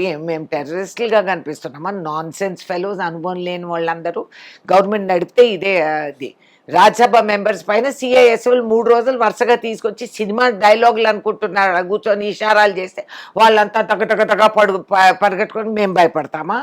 అప్పుడే నేను అన్న మెడకాయ తెగుతుంది కానీ వంగ జాగ్రత్త. నాన్ సెన్స్ ఫెలోస్, ఏం తెలుసు వీళ్ళకి? సో అది కంఠం ఉండి సరే నేను మాట్లాడతాను, అదంతా కరెక్టే, నేను కాదంటం లేదు. కానీ సీఎం అనే క్యాండిడేట్ని ఎన్నో ఇవి ఉంటాయి, కులాలు play a big role and game. Congress లో కులాలు అనేవి చాలా సార్లు తారుమారయ్యాయి. అవును, చాలా మెజారిటీని కాకుండా మైనారిటీ కులాలను సీఎంలుగా చేసిన ఘనత ఈ దేశంలో కాంగ్రెస్ లోనే ఉంది. Yes, thank you. సో అట్లాంటి అవకాశం మీకు నేనేం చెప్పాను? ఇది రాసి ఉండాల, ఉంటే అవుతావు, లేకపోతే లేదు. నాకు భగవంతుడు ఏం తక్కువ ఇచ్చారు చెప్పండి? నా పర్సనల్ లైఫ్కి సరిపోయినంత నేను అది సునాయాసంగా నా ఇల్లు అన్నీ నడుపుకుండేటట్లు నాకు రాజకీయ అవకాశాలు భగవంతుడు సృష్టించారు. అతి త్వరలో నాకు మున్సిపల్ కార్పొరేషన్, రాజ్యసభ 2 ఎక్స్ట్రీమ్స్ నాకు సైమిల్టేనియస్గా ఎక్స్పీరియన్స్ రావటం వల్ల నేను ఇక్కడి వరకు ఎదగగలిగాను. ఈ స్టేజ్ ఆఫ్ మై లైఫ్లో మళ్ళీ నేను 6 ఏళ్ళు రాజ్యసభలో ఉండి రాష్ట్రానికి నేను సేవ చేసుకునే అవకాశం నాకు భగవంతుడు కలిగించారు. అంతకంటే ఏం కావాలి? దొరుకునా ఇటువంటి ఆరోగ్య సేవ. శాఖ మంత్రిగా చేశారు, మహిళా శిశు సంక్షేమ శాఖ చేశారు, టూరిజం చేశారు. ఈ 3 శాఖల్లో మీకు టఫెస్ట్ ఏదనిపించింది? మహిళ ఎందుకు? ఎందుకంటే నేను అనుకునేదాన్ని అసలు అక్కడ వెళ్ళే వరకు నాకు అర్థం కాలేదు నేను ఎంత లక్కీగా పెరిగాననేది. నన్ను మా తండ్రి ఈక్వల్గా పెంచారు. బహుశా ఇంట్లో అన్నతమ్ముళ్ళు లేకపోవటం నా అదృష్టం. ఎందుకంటే నన్ను సమానంగా చూశారు మా ఫాదర్, మా మదర్ కూడా. ఆ విధంగా పెరిగిన దాన్ని నేను అన్నీ చూసి, ఓహో నాకున్న చిన్న చిన్న బాధలు కూడా నేను ఎంతో వ్యసన పడిపోయి మెలికలు తిరిగిపోయి నేనే సఫరింగ్ అని అనుకున్న దాన్ని ఆ డెస్క్ కాడ కూర్చున్నప్పుడు హ్యాడ్ ఓపెన్ డోర్ పాలసీ, ఎవరైనా రావచ్చు మినిస్టర్ చేంబర్లోకి అని పెట్టాను. ప్రతి మహిళ వచ్చిన మళ్ళీ ఈపీఏలు విఏలు అడ్డం పడి న్యూసెన్స్ చేస్తారని. ఎంత స్మార్ట్ చదువుకున్న వాళ్ళు, ఎంత చూసేదానికి ఎంత మోడర్న్గా ఉన్నవాళ్ళు, వచ్చిన 5 నిమిషాల్లో వాళ్ళు కుమిలిపోయి కూలిపోయి ఏడిచి వెక్కి వెక్కి వాళ్ళ బాధలు చెప్తూ ఉంటే నాకు భూమికి అదిరిపోయేది. ఈ విధంగా ఇన్ని విధాలుగా ఒక మహిళని మనం హింసించగలుగుతామా అనే క్వశ్చన్ మార్క్ నాకే వచ్చింది మహిళ అయ్యి. ఆ తర్వాత నా పెద్ద టేబుల్ కింద టిష్యూ డబ్బాలు కట్టలు కట్టలు పెట్టి ఉండేదాన్ని. వచ్చిన 5 నిమిషాలకు ఒక డబ్బా తీసి వాళ్ళు ముందు పెట్టేదాన్ని. ఎందుకు వెక్కి వెక్కి ఏడుస్తున్నారు? ఎంత నరకం! ఎన్ని విధాలుగా ఒక మహిళని కించపరిచే విధానంతో మాట్లాడుతూ మాకున్న ఆత్మగౌరవము, మాకున్న మా మనోధైర్యాల్ని వీళ్ళు కూర్చొని తురిమేసి తురిమేసి తొక్కిపెట్టి వాళ్ళకి మేము చేతులు నలుపుకుంటూ వెక్కి వెక్కి ఏడిస్తే మేము ఆడవాళ్ళమి. నిలబడి ఏమన్నా ఏ అంటే మేము ఏ అనేటప్పటికి అప్పు ఏంటి మొగరాయుడు. నాకు కాంప్లిమెంట్గా చాలామంది అనేవారు, మేడం మీరు రావచ్చు మేడం, మీరు కూర్చోండి, మేమంతా మగవాళ్ళు, మీరు కూడా మాతో ఫిట్ అయిపోతారా అంటే మగవాడు అవటం పెద్ద అచీవ్మెంటా? నా దృష్టిలో అది కాదు. మేము మీ పిల్లలు, మీ గోత్రం, మీ గౌరవం, మీ కుటుంబం ఇదన్నీ పోషించి మీ పిల్లల్ని పెంచి పోషించి మేము సంపాదించి మీకు అందరికీ మీ తల్లిదండ్రులు మా తల్లిదండ్రులుగా మేము చూసుకొని మీ వంశాన్ని కాపాడిన తల్లులు మేము. బ్రహ్మ విష్ణు మహాదేవులకు కూడా జన్మిచ్చిన జన్మభూములు మేము. అది మీరు మహిళ అనేది ముందుకొచ్చిందంటే తొక్కి తొక్కి పెట్టాలనే బలహీనత మగవాళ్ళలో ఉంది, మాలో లేదు. కాబట్టి అది చూసి నాకు అనిపించింది ఇదేం ఛాలెంజ్. నేను మేడంతో చెప్పా, మేడం నాకు life long anti depressant supply మీరు ఇప్పించాలి. అసలు అక్కడి నుంచి ఇంటికి వెళ్తే నా మూడ్ ఆఫ్ ఏంటి అసలు ఏంటి, అర్ధరాత్రి వేళ తలుపులు తట్టేవాళ్ళండి బాబు. నాకు అర్ధరాత్రి వేళ గేట్లు తట్టి ఇండ్లలో ఏముండేటువంటి వరకట్న వేధింపులు. వరకట్నమే కాదు, 20 ఏళ్ళు పెళ్లి చేసుకొని 40 ఏళ్ళు అనుభవించిన పెళ్ళాలని కూడా రోడ్డుకు పంపించేస్తారు అర్ధరాత్రి వేళ. ఆస్తులు పెళ్ళాలి పెట్టరు, నీకు కావాల్సిన ఆర్థిక శక్తి నీకు ఇవ్వరు, నీ ఆస్తి వాడుకుంటారు. నువ్వు తీసుకొచ్చిన స్త్రీధనం అంతా నీ కుటుంబాన్ని పోషించేదానికి అన్నీ వేసుకొని మీరు వాడుకుంటారు. ఆ అమ్మాయి కంట్రోల్, ఫైనాన్షియల్ కంట్రోల్. కొడుకుని కనకపోతే ఆమె తప్పు. ఒరే యదవా, నీ జీన్స్లో ఉంది రానేది నీకు తెలవదా? ఒట్టి సొంటలు ఆ పిల్లని వేధించి, ఆ తల్లులు వేధించి, ఆ అమ్మాయి ఉద్యోగం చేస్తే ఆమె జీతం నీ చేతిలోకి ఇవ్వాలి, ఆ అమ్మాయికి మీరు ఏదో పాకెట్ మనీ లాగా ఇస్తారు. ఏంటండి ఇది? ఎందుకు మీరు జన్మభూమి అని ఈ దేశాన్ని అంటారు, మహిళ ఈ దేశాన్ని మహిళ. నువ్వు మాట్లాడే భాష మాతృభాష అని అంటారు, పితృభాష మరి అనరు. అసలు పితృ ఎవరో నేను సర్టిఫికెట్ ఇవ్వాలా, నువ్వు తండ్రి అని నేను చెప్తే నీకు నమ్మకం వస్తుంది. తల్లి నిజం, తండ్రి నమ్మకం, ఆ నమ్మకం. కాబట్టి నువ్వేంది నన్ను నేను ప్రూవ్ చేయాల్సిన అవసరం నాకేమొచ్చింది? బట్ అది పక్కకు తొలగించేసి ఎక్కడ పురాణాల్లో ఇది ఆ మనుస్మృతి వచ్చే వరకు ఇది ఎక్కడా లేదు. Women very equal. సీతమ్మ లాంటి మనిషే స్వయంవరం చేసుకుంది. 40 మంది మగవాళ్ళు నిలబడితే తను ఇష్టపడి ఒక ఎగ్జామ్ పాస్ అయితే గాని శ్రీరాములు వారు ఆ ధనస్సు ఎత్తైతే గాని సీతమ్మ ప్రాప్తం అవ్వలేదు. కానీ సీతమ్మను కూడా అనుమానించారు కదా మగవాళ్ళు. అరణ్యవాసం నుంచి తిరిగి వచ్చి ఆయన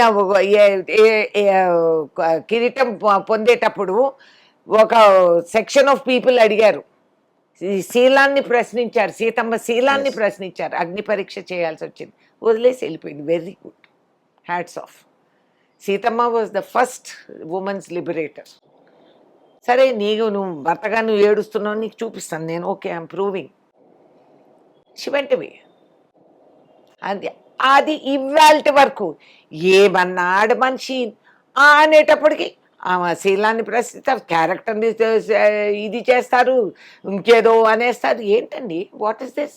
మీతో కూడా చాలా మంది మిస్బిహేవ్ చేశారు, మీరు Of కూడా course. చేంజ్ చేసుకున్నారని వింటాం. Of course. అంటే ఎవరు? నేను ముక్తార్ మోసేదాన్ని, ఉమ్, నకిల్ డస్టర్. ఉమ్, నకిల్ డస్టర్తో వేసేదాన్ని 2-3. చాలా మందిని లాగాను నేను శుభ్రంగా. ఆహా. కష్టపడి ఈ పేరు సంపాదించుకున్నాను. అంటే పొలిటీషియన్స్ అయినా మీతో మిస్బిహేవ్ చేశారు? లేదండి, కొత్తల్లో మేము పబ్లిక్ మీటింగ్స్ దీంట్లో ఎవడంటే వాడి ఇష్టం. ఏంటి మీ మీ ఆట కోసం మేము గడప దాటి వచ్చామా? Um, we are not your entertainment. We are not here for your entertainment. We are not your job perks. ఉద్యోగాల్లో మీకు బోనస్లు దొరుకుతాయి, మేము మహిళలు వచ్చేది మీ బోనస్గా కాదు బుజ్జి, మేము వచ్చింది మా అవసరానికి. If you can't respect me, I know how to make you respect me, అంతే. మీరు ఆల్రెడీ పాలిటిక్స్ లో ఉన్నారు, మీకు ఆల్రెడీ గన్ మెన్ అంతా ఉంటారు. నాకు అవసరం లేదు, నేనే వాళ్ళని కానీ కాపాడుతూ మళ్ళీ ఉంటాను. మీరు గన్ లైసెన్స్ తీసుకున్నారు ఎందుకు? నాకు ఎప్పటి నుంచో ఉంది గన్ లైసెన్స్. అదే ఎందుకు ఆ గన్? ఎందుకంటే నేను మిలిటరీలో పుట్టి పెరిగిన దాన్ని. మేము మా చిన్నప్పుడు అంతా మా కార్ డాష్ బోర్డ్లో ఎప్పుడూ రివాల్వర్ ఉండేది. ఆ రోజులో పాలెం నుంచి ఢిల్లీ రావాలంటే డకాయిట్స్ ఉండేవారు. ఇక్కడ సౌత్లో మీరు ఎప్పుడు చూడలేదు అది. మధ్యప్రదేశ్లో ఇవాళకి ఉన్నారు. సో ఆ ఏరియాస్ అంతా డెకాయిటీస్ అయ్యేటివి. సో మా మిలిటరీ వాళ్ళందరూ 5-6 కార్లు ఒకటే విధంగా ఒక సమావేశమై ఒక కాన్వాయ్లో బయలుదేరే వాళ్ళం to come to Delhi. So మళ్ళీ అక్కడ ఎవరికి వాళ్ళు షాపింగ్లు గీపింగ్లు తీసుకొని మళ్ళీ 4-5 కుటుంబాలు కలిసి ఎక్కడో రెస్టారెంట్లో భోజనాలు తిని, అది మాకు అవుటింగ్, సింపుల్ అవుటింగ్స్ ఆ రోజుల్లో. లేదా ఇండియా గేట్ దగ్గర ఫైరింగ్ ఎలా ఆఫ్ చేయాలి? కోర్స్. లేకపోతే ఊరికే బొమ్మలాగా పెట్టుకుంటే ఏం లాభం, అవసరానికి ఉపయోగించుకోవాలి కదా. ఎప్పుడైనా ఫైర్ చేశారా? Of course. ఏ 2 సార్లు నాకు పెద్ద గొడవ అయింది కదా, నేను రివాల్వర్ తీసానని. చాలా మంది నా హ్యాండ్ బ్యాగ్ లో రివాల్వర్ ఉండేది, ఒకప్పుడు ఉండేది. ఇప్పుడు నేను I don't carry it with me. Politics లో ఫైర్ చేయాల్సి వచ్చిందా లేకపోతే? పాలిటిక్స్ లోనే రిగ్గింగ్ జరుగుతూ ఉంటే నేను రివాల్వర్ తీసాను. ఓకే. తీసి వాళ్ళ మీద ఫైర్ చేయలేదు, fire in to the air. ఇక్కడే హైదరాబాద్. ఓకే. ఇంకొక సందర్భంలో ఎక్కడ ఫైర్ చేయాల్సి వచ్చింది? అదే ఎక్కడో జిల్లాలో, కడప అనుకుంటా, కడపలో ఎక్కడో గెస్ట్ హౌస్ చుట్టూ నన్ను గేరవ్ చేస్తే రివాల్వర్ తీసుకున్నా. నాది నా వెపన్ ఆ రోజుల్లో కుకరీ. ఓకే. కుకరీ చెక్కుకొని ఉండేది. మన దానం నాగేందర్ గారు చెప్తారు, అడగండి. సో మీరు చిన్నప్పుడే కార్లు నడపడము, బుల్లెట్ నడపడం అన్నీ చేసేవాళ్ళంట కదా? ఏంటి అది స్కిల్? ఎస్, అదే ఏముంది. సో ఆ స్కిల్ మీకు ప్రపోజ్ చేసిన అంటే పెద్దలు కుదిర్చిందా వివాహం, లేకపోతే ఇద్దరు ఇష్టపడి చేసుకున్నారా? ఎప్పుడో 7 జన్మల ముందు నేను చేసుకున్న పుణ్యాలకి నాకు చౌదరి గారు దక్కారు. ఎలా చేసుకున్న పుణ్యానికే. అదే ఎట్లా వచ్చింది మ్యాచ్? ఎట్లా వచ్చింది? ఎట్లా వచ్చిందంటే ఆయనకి ఇంకేవో మ్యాచ్లు చూపించేస్తా ఉన్నారు అప్పటికి. ఓకే. బికాజ్ ఆయన బ్యాచులర్ ఆఫ్ ద ఇయర్, ఆయన gold medallist, president award winner, IIT Kharagpur, great brain. కాబట్టి ఆయనకి చాలా మంది కూతుల్ని, మేనకోడల్ని అందరినీ నిలబెట్టే వాళ్ళు చూస్ చేసుకోవాలి. కానీ ఆయన ఐడియాలజీ ఈజ్ డిఫరెంట్. ఒక అమ్మాయిని వెళ్ళి చూసి మనం క్యాబేజో కాలీఫ్లవరో కొనుక్కున్నట్టు ఇది తాజాగా ఉందా, ఇది కరెక్ట్గా ఉందా, ఇది రేపటికి పండుతుందా అనేది ఇట్స్ ఇన్సల్టింగ్ టు విమెన్ అనేది ఆయన సైకాలజీ. అండ్ వాళ్ళ సిస్టర్స్ అందరినీ తిట్టేవారు. మీకు ఎప్పుడన్నా సంబంధం వచ్చినప్పుడు మీరు కాదు అని అంటే, ఇంట్లో ఎవడో చచ్చిపోయినట్టు ఆడెవడో అనామకుడు వచ్చి వాడు వద్దు అనుకుంటే మీరంతా ఏడుస్తూ కూర్చుండేవాళ్ళు. ఇప్పుడు నన్ను వెళ్ళి అదే చేయమంటారా ఇంకొక మహిళకి? I want do it, not at all. నన్ను ఒక పార్టీలో చూశారు, నాకు తెలియదు అది. ఆ పార్టీ నుంచి ఆయన వెళ్ళిపోయారు. నేను ఆయన వచ్చే వరకు ఆయన్ని తిట్టుకుంటూ, ఈయన ఎవడయ్యా బాబు, ఈయన వల్ల అన్నీ లేట్ అవుతున్నాయని నేను తిట్టుకుంటున్నాను. ఆ డిన్నర్ పార్టీలో వచ్చి చూసి వాళ్ళ మదర్కి చెప్పారు, I'm going to marry this girl. అసలు ఆయన నేను ఒప్పుకుంటానని ఎట్లా అనుకున్నాను నాకు తెలవదు. కానీ ఆయన అట్లా మహా కూల్ క్యారెక్టర్. నేను ఒప్పుకోలేదు. మా ఫాదర్ మిడిల్ ఈస్ట్ పోస్టింగ్ మీద వెళ్ళిపోతున్నారు, నేను ఆయనతో పాటు చెక్కేసాను. నాకు అసలు పెళ్ళే వద్దని గోల, నాకు అక్కర్లేదు పెళ్లి గిల్లి బాబోయ్ అని చెప్పి నేను I wanted to go of with my father. ఏమో ఎలా అయిందో, నాకు గుడ్ లక్.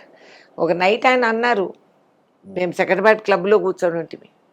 ఈ said I want to get married, I marry బ్యారమని ఏడ్చాను. అయ్యి బాబు ఏడిస్తే మీ మదర్ ఫాదర్ ఏమనుకుంటారే బాబు. ఓకే. కానీ మీకు తెలుసా, నా సెకండ్ బర్త్డే ఫోటోలో ఈయన, మా మరిది, మా ఆడబిడ్డ, వాళ్ళు ముగ్గురు ఉన్నారు. ఓకే. అంటే సో మా ఫ్యామిలీస్కి ఒకరు పరిచయం. ఓకే. అండ్ ఈయనని చేసుకుంటానని బెంగళూరులో షోలే ఫిల్మ్ హిట్ అవుతుందని ఆ రోజుల్లో చెప్పిన డొలారస్ పరేరా అని ఒక మనిషి ప్యాకాట చదివేది ఇట్లా కార్డ్స్, టారో. ఆ టారో కార్డ్స్, ఆమె టారో కార్డ్స్ కాదు, ప్లేయింగ్ కార్డ్స్ చదివేది. Okay. And she predicted Sholay will become a major hit. ఆ రోజుల్లో అట్లాంటి సినిమా ఎప్పుడూ లేదు. మా సిస్టర్ ఆమె దగ్గరికి వెళ్ళింది. మా సిస్టర్కి చెప్పింది, నీ సంగతి వదిలే, మీ సిస్టర్ సడన్లీ హఠాత్తుగా పెళ్ళి అవుతుంది, చిన్నప్పటి నుంచి తెలిసిన వ్యక్తి, కానీ మీరు ఆయన ఎవరో అనేది ఆయన వచ్చి ఎదురుగా నిలబడే వరకు మీరు గ్రహించరని మా సిస్టర్ వచ్చి మా మదర్కి ఎక్కించింది. ఓహో. మమ్మీ ఇట్లా చెప్పిందని. మా మదర్ నా చెవు పట్టుకొని తడిపింది, నన్ను అక్కడికి తీసుకెళ్ళింది. మొత్తుకుంటా ఉంటే ఆవిడ చెప్పింది, his name will start with S. ఆయన అరిచేతుల్లో మిషన్లకి లైఫ్ వస్తుందని. Mechanical, then machines will come to, he's a mechanical engineer. And one parent will be dependent on him. అప్పటికి ఆయన ఫాదర్ చనిపోయారు చిన్న వయసులోనే, 46 yearsకి పోయారు ఆయన పాపం. సో ఆ విధంగా ఆమె చెప్పింది, అలాగ జరిగింది. సో ఇదే తలరాత. ఓకే. సో పిల్లలు ఇద్దరు మంచిగా సెటిల్ అయిపోయారా? వాళ్ళ లైఫ్ వాళ్ళది. ఓకే.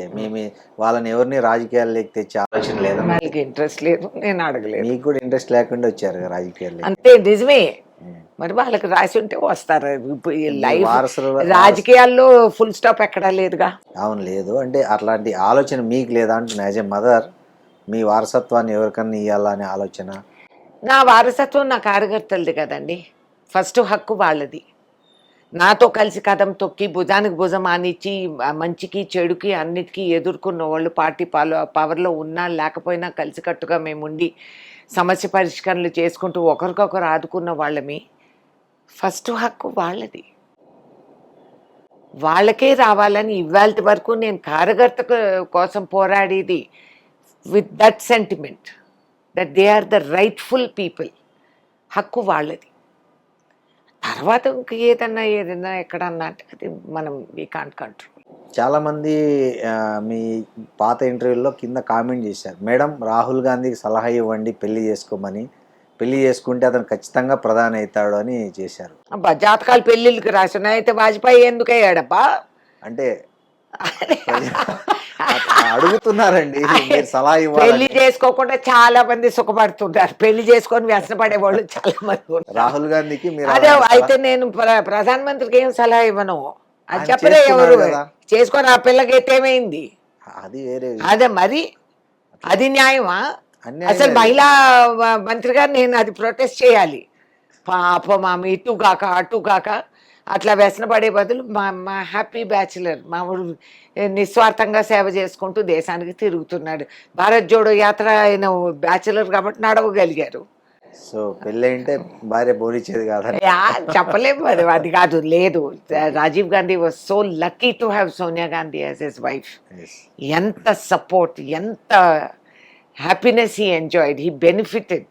సో అట్లా అదృష్టం ఉండాలి, అందరికీ ఉండదు.